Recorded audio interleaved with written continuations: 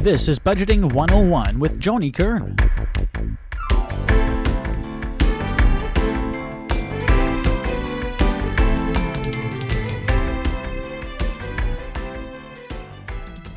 One of the things that we're gonna do, I was thinking on the way here, is are we taping? Okay. One of the things that we're gonna talk about this morning, and it's gonna be very interactive, is we're gonna talk about the different stresses we have, because I think we all have different stresses. And I think life's stresses from the rest of the year tend to be exasperated at the holidays. So we're going to talk about a couple of things. We're going to start with the stress assessment exercise. And we'll have this posted online so that anyone who is watching this can print it out and they can take a look at it. What this is, and this is one of those things that you just sit down and you take, and the more honest you are, the better you're going to be able to understand what your stresses are. I mean, it's easy for us to say, for example, the first one is cardiovascular systems. Heart pounding, heart racing, cold sweaty hands, headaches. It's really easy for us to go, well, that was because I wasn't feeling well, or that was because of, whatever. So, in order for this to work for you and to be a help, you really need to take a look at this and say, what is the actual truth? And because nobody else, it's always easier to be honest when nobody else is going to see it, right? Yeah. So I'm going to talk to, and you can just go through all of these respiratory systems, gastrointestinal, which is stress is I think the two most common places in your body to feel stress are the shoulders and the neck with the muscles, and then the stomach. And the stomach problems can be everything from butterflies and pain to literally having other problems physically. So muscular symptoms, headaches, back or shoulder pain, we just talked about that. Stress can come out in the skin. And it's metabolic, increased appetite. I know two people. My sister's one of them and a friend of mine is the other. The more stressed they are, the more weight they lose. Yeah, I know. Rare, isn't it? Most people eat to cover up stress, comfort food kind of stuff, and I'm one of those people. So it's important to realize, if I want comfort food, why? And I don't have a problem if I eat comfort food if I really want it, but I want to understand why, because if I don't understand why, I'm never going to deal with what's going on in my life. So there are two types of stress. There is the stress that causes adrenaline. You blow a tire while you're driving and your heart starts going 150 miles a minute, and you have all of this short-term stress. When that's all taken care of, then you relax. That's actually good stress. It's the adrenaline rushes that actually help our body. It's everything from it's a cardiovascular workout because it's good for your heart, it's good for your head. Animals do the same thing with short-term stresses. The other type of stress is chronic stress. That's stress that never goes away. Sick family members tend to cause that. Financial troubles tend to cause that. Holidays, which is what we're talking about, can cause that, because you can start stressing about that in August or September, and it literally can last all the way through the holidays and into January. So those are chronic stresses. Those are the ones that will cause health problems. They'll cause heart problems. They'll cause high blood pressure. They'll cause chronic headaches. They'll cause back pain. They'll cause all of these other physical problems. So if you have a physical problem that you don't necessarily recognize, you should, it gets worse. Or, you have something like high blood pressure, and it increases and stays that way. You can feel if it stays that way. That's something to take a look at and say, what in my life could be causing this? What could be causing stress? My husband's disability and his illnesses, for me, are a chronic, long-term stress. So it isn't a matter of not having that in my life, because it's in my life. It's a matter of recognizing that it is a chronic stress and what can I do to relieve that. And that's everything for me, from walking the dogs out in the woods that makes me feel better to going and spending time in the barn. I also discovered not very long ago that if I'm not feeling good, if I have a headache, if I have a stomach ache, if I'm very tired, just walking in the barn and doing chores, like, do I really need to do these today? I always feel better. I always feel better. And it's part of being with my animals, which is important to me. It's part of being outside. It's part of doing something different. So it's recognizing that that exists, and then it's what can I do to combat it? Okay? So, and combating it is, some people knit, some people walk, some people ride their bikes, some people, go to the seniors, anything. Some people call friends. Anything that works for you to lower the stress level is very healthy. Stay out in my yard, hours and hours. Absolutely. Some people garden, not me. But if you ever want to, come on over. So those are, that is, I think, that the thing that we need to come out of this with today, or what is most important to me, is being able to differentiate between the two types of stress. Because something that causes your adrenaline to rush, that's a good thing for your body.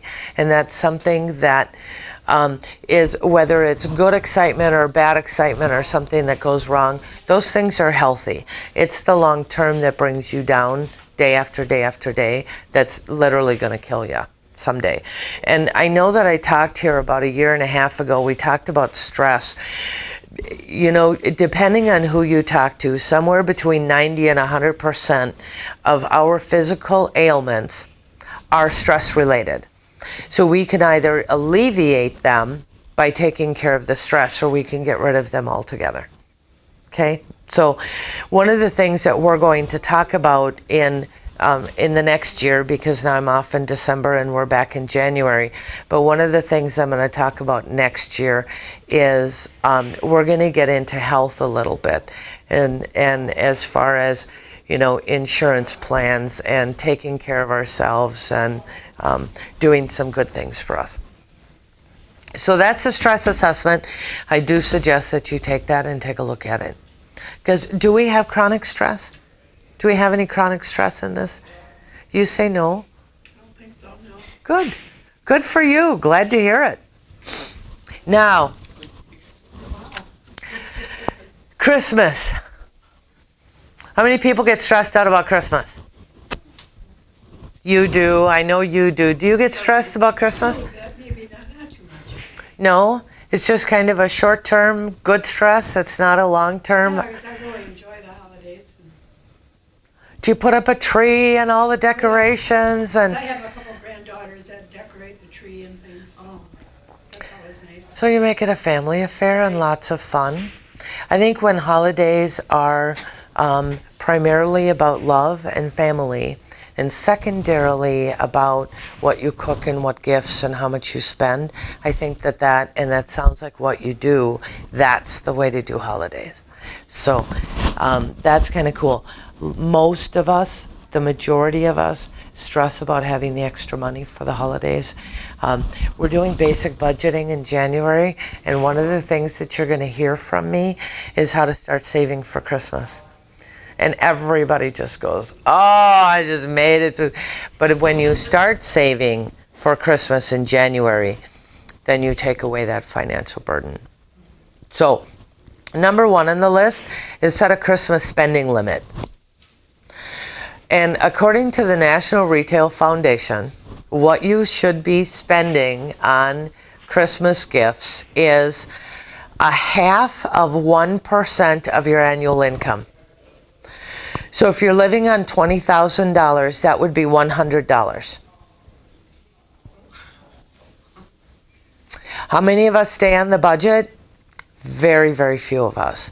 I am a person that stays on that budget. I don't do, and I'm going to interject this, I am not a holiday person. I don't get excited about it. It's just, you know what, it's a great day off for me to sleep in late, but it isn't something that I personally want to do. So when we do holidays, it is very stressful for me because I have to think about cooking and I have to think about all of the people coming over and cleaning the house and buying the gifts. And so what I have chosen to do instead, because I think Christmas truly should be about family and love, is any gift giving that I do throughout the year. Just for the heck of it. You know, I saw this, I thought of you, wanted to share it with you. I do those kinds of things. I think that it alleviates the whole I have to go Christmas shopping. It alleviates Christmas shopping during the wild rush when we would like to think everybody in the mall is very friendly, but they're not because they're as stressed as everybody else is. I don't give it, but I buy it, put it away. Do you give it right then? Not necessarily. I put mine away. I have that big Christmas box. They call those gifting closets. I have tons of stuff. I don't always remember what it was. But I know. when I saw it, I really wanted it for Yep. that way. Yeah, and that's, if you put that down on the calendar, that would be helpful as far as remembering because I have forgotten. And then I'll look at it and I'll see it a year or two later and go, oh yeah. When I go thrift shopping or when I go rummage saling or when I go flea marketing, I can find things that are very, very unique that those that I give to that are price conscious can't go to a store and figure out how much I spent, which is important to me. And that way I've gotten something very unique. I've probably gotten it. We bought, my husband's oldest daughter is a Coca-Cola collector. We bought her a circa 1920s Coke syrup glass jug. Where do you find one of those? Cost us $2. Christmas is taken care of for Deanna. I loved it that year. So I do lots of that kind of shopping because they're very unique gifts. They're gifts that when I look at it, I think of someone, and that's the kind of gift giving that I like to give. Is I like to be generous throughout the year. So you should set a Christmas spending limit. What you do is you make a list of all the people that you want to give gifts to and how much you want to spend on each person. Those are great guidelines for staying on your budget because then you're not going to find yourself charging a bunch of gifts that you spend the entire next year trying to pay for, plus interest.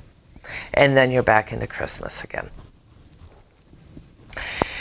So once you have your list, you write down what you think each person would like or need next to their name. I like to give, especially for younger people, I like to give needs. My mom did a couple of great things for me when I was 19 and 20 years old and just out on my own. One year I got a box of food, canned and boxed food. When I was on a budget, the last thing I needed was something I wanted. I needed food. So she put together this big box of food. I loved it. Another year she gave me an iron because I didn't have an iron. And it wasn't in my budget to be able to go out and to spend the money on an iron. So she had one year I got a toaster. It was great stuff because she would say, what do you want? And I would say, you know what, I'd really like to be able to eat toast. And I didn't have it in my budget. So I got lots of those kinds of things. So some people feel like Christmas gift shopping should be all about wants. let's buy them something that they want. I like to buy people things they need because I think they'll appreciate it more throughout the year, especially if it's a person that would appreciate, young people just out on their own that would appreciate. Every time I ate something out of that box of food, I thought about my mom, and I thought about how nice it was to get that gift.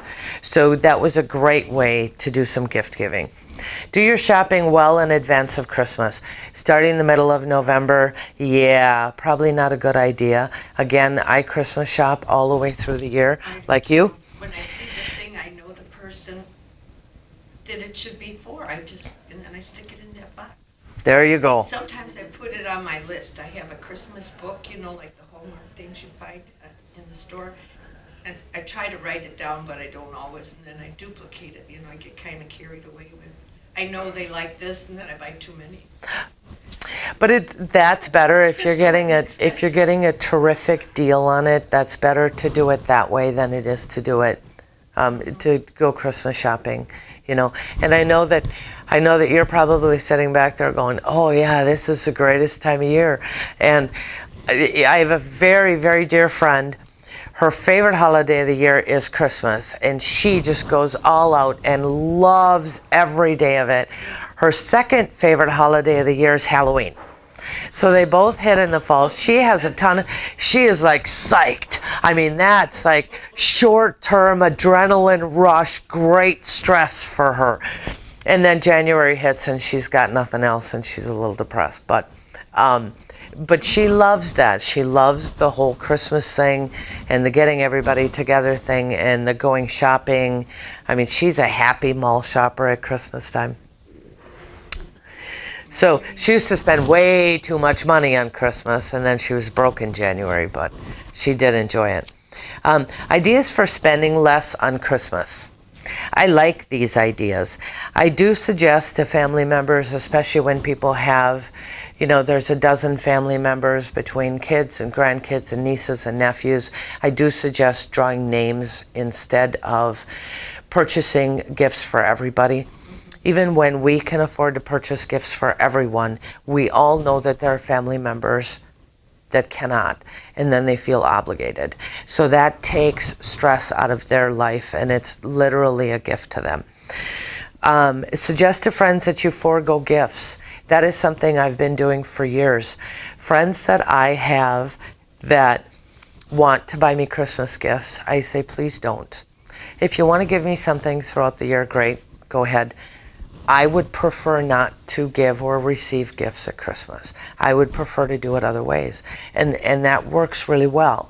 Not my friends that can't afford to buy for their kids, their nieces, nephews, plus me, appreciate that. And they have told me that. And then I get to stick to my own parameters of, I really don't want to, that just isn't my thing to go out and do Christmas shopping. I probably sound like a Scrooge, and I'm really not. I'm really not. I don't like a lot of stuff. You get all that stuff, and it's like too much, because they don't maybe know you, and then they give you another candle, and then they give you another, and it's like, oh. Then I find somebody else to give it to because it's no room in the closet for more stuff. Regifting is actually an excellent idea. I just gifted a friend of mine with a QuickBooks textbook. I had it from my college courses. She wanted to learn QuickBooks. So, I mean, these books are $45 or $50 or $75 or whatever they are. So I was able to gift her with something and she didn't have to go buy it. She loved it. What a great gift. So, for those people that, and it's a great thing to send out, because we all know who's going to purchase us gifts. Why don't we say, have everyone make a list of the things they really want? And then you can choose from the list of what you give them, and then you're not duplicating things or adding more stuff to your house. Eventually, is your house full of stuff at Christmas time? I mean, you have you love Christmas, so do you end up with gifts that you don't know what to do with? Not really. We try to, say we should all get together. That's our main thing at Christmas, is getting together. So we do spend, I have 12 grandkids, and I do spend a little bit on each one, but not a whole lot, because I can't afford to do that. So, My mother-in-law used to make cookies. That was her gift to everybody every year. While she could, she just isn't health-wise able to do that anymore. I received dish towels that she embroidered. Inexpensive, very time-consuming, but inexpensive gifts that I absolutely loved. And last year, my kids went together, I have 5 kids, and they all put money on a money tree. So I got cash, so that was nice too, then you can buy what you want. Sure, not a bad idea at all. Or you find out where their favorite store is and you go buy them a gift card. Right. And you throw them all in a box. And I like the anonymity of let's do a gift tree or let's throw all of the gift cards in a box, because then for those people that can only afford a $5 gift card, you're encouraging them to stay within their budget. And then they don't have to feel bad because you have to announce in front of everybody, I only had $5 for you. You know, so that's a great idea. Money tree like that is what a great idea. I could use one of those in my backyard, actually. Yeah, nice. The grandkids went in on it too, and What a great, and we did that for my mother-in-law's 80th birthday. And she absolutely loved it because she lives on Social Security, so it's a very limited budget. So she was able to do some of the things for herself that she wanted or she needed. And everybody chipped in whatever dollars they had. And she ended up with a ton of money, which was great, but nobody knew how much each one put in, that's right. which was an even better idea because the grandkids that only had $1 or $2 then could feel like they were contributing without feeling like they were being set aside. Another thing is I save change for Christmas, so. What a great idea. We have by the time we cash in our change, we have about $300. What a great way to say that, okay, that's my Christmas spending budget. Right. Absolutely fabulous idea. Make cookies, put them in Christmas tins or boxes, or go to the dollar store and get some plastic. Most of us could use an extra, especially the larger size plastic containers that we can reuse or send the kids home with dinner and not have to worry about it. So that's a great way to do it. And you can always take a grease pencil and put their name on it, or put Happy Holidays on it, or draw a stick Santa, which is probably the best I could do. Use your skills, create gifts for those people that you love. They'll keep them forever. I mean, they'll have them forever because it really meant something to them. My sister-in-law, last year for my birthday and for Christmas, sent me necklaces that were Indian necklaces. And so they had buffalo bone in them, and they had all of these different beads. I just love those. Didn't cost her very much money. I will have those and wear them proudly for the rest of my life. So it's those kinds of things. We underestimate how much those gifts mean to people. And then there's some silly ideas. You can make massage oil for your friends with some essential oil and some good like argan oil that you can get pretty inexpensively, and you can make a bunch of gifts. Or you can make potpourri with the same kind of essential oils, which you can pick up fairly inexpensively. And a little jar of essential oils goes a long, long ways. Divide one of your plants. I did this one time for a friend of mine. She just purchased a house, and I planted a bunch of baby spiders, and I put them in a pot and I gave them to her. She absolutely loved it. She had the plant for years and years and years. Really appreciated the gift, appreciated even more that I took the time to actually make it myself. Regift, we were talking about that. I mean, that's a great idea when we get something that it just isn't usable. We don't want to regift it back to the person who gave it to us. That would be a really good rule to remember. But regifting books or candles, and I like to, like I said, my friend needed the QuickBooks. This was a great time to gift her with that because it was something that she needed and she wanted. So instead of buying wrapping, you can use newspaper, you can use paper bags, you can do some fun things. I'm not big into bows, and I don't do much for decorating Christmas gifts. My oldest brother used to use the funnies from the Sunday paper. So before I would open a gift, I would have to read all the funnies that were on the gift. That was a fabulous idea. You can also do some really inexpensive shopping on places like eBay, where you can get, sterling silver jewelry for a family member that loves jewelry for a really inexpensive price compared to going to a retail store. If you're having Christmas at your home, provide the main course and have everybody bring something else. So you're providing the turkey or the ham or the lutefisk. We're making lefse later, so you got to have lutefisk and lefse mentioned. And then everybody brings a side dish. You're not doing anywhere near as much cooking. I just heard somebody the other day say that anything they serve at holiday meals has to be freezable, because they start cooking weeks ahead and they put it in the freezer. That way, when everybody gets there, they get to spend time with their family and their friends and enjoying the time instead of spending the entire day in the kitchen. And I thought, what a super idea. You can decorate on a budget. We went out one year and ransacked our woods and found this Charlie Brown tree that I absolutely loved, that fit into a place. I'm not much for moving all of the furniture in my home to find room for a tree. I've got an absolutely beautiful, huge fake spruce tree. But we went out and got this Charlie Brown tree. I didn't have to do any moving around, and I happened to have all of these little gold lame and red velvet bows, and we decorated the whole tree with these bows. One of my favorite Christmas trees of all time. Very, very simple, and it just I thought it looked absolutely awesome, and anybody that saw it loved it, because it was just very simple and very different, very unique from what you normally see. And then some of my favorite received gifts are the things that we've talked about. Embroidered hand towels. My mom made me one time, she took all of the favorite recipes, because when we were kids, she would get a new recipe and then she would mark it up in the corner. G for good, VG for very good. She'd throw out the ones that Lovey the cow ate because nobody else would. And one year I got a recipe box full of all of my favorite recipes from when I was a kid. Still have it, still use it. Got it when I was 20 or 21 years old, which, wasn't very long ago. But, I like it.